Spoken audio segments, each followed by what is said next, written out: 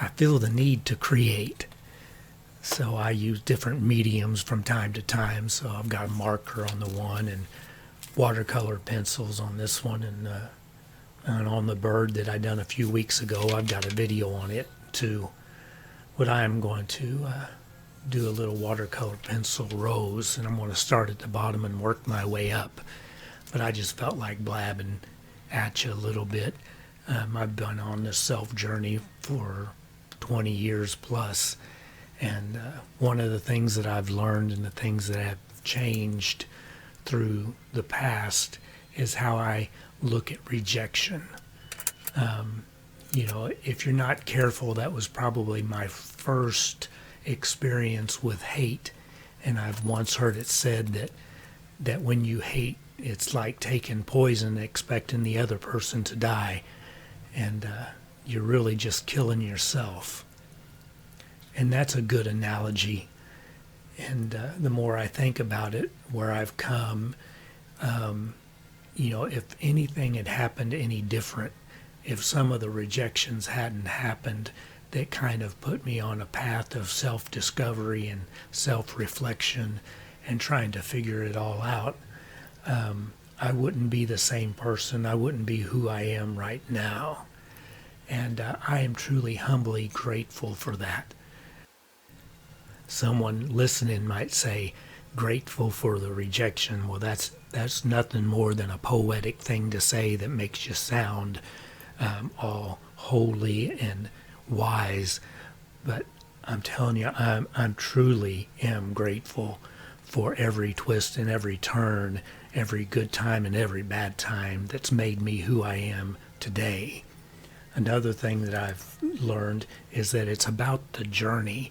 I'm an imperfect perfectionist, and that was been a stumbling block for a long time because I kept seeking that perfection that I was just incapable of achieving.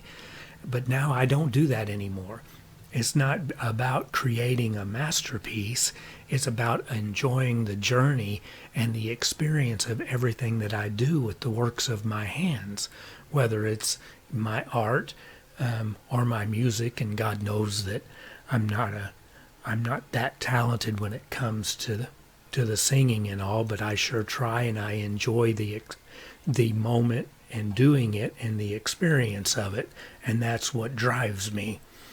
And on those occasions that I do create something that I might consider a masterpiece, and that's just my opinion at all, then I am also humbly grateful for that as well.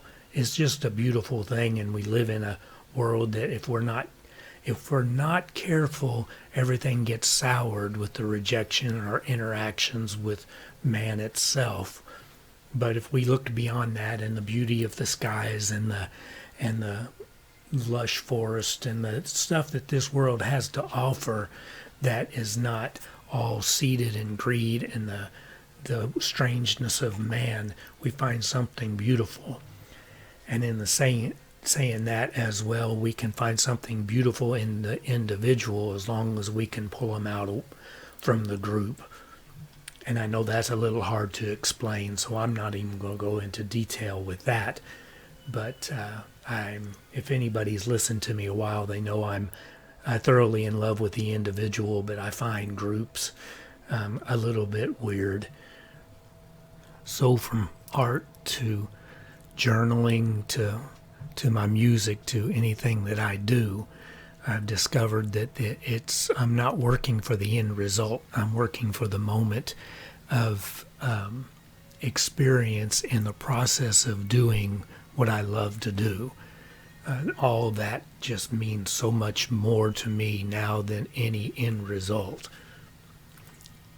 But anyway, I may have blabbed long enough, and I'm going to go ahead and just let this video run, and you can kind of watch this painting unfold.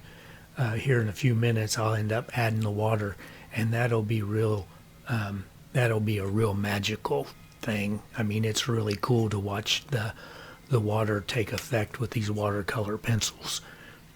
But anyway, I'll let it go, and I'll blab at you later.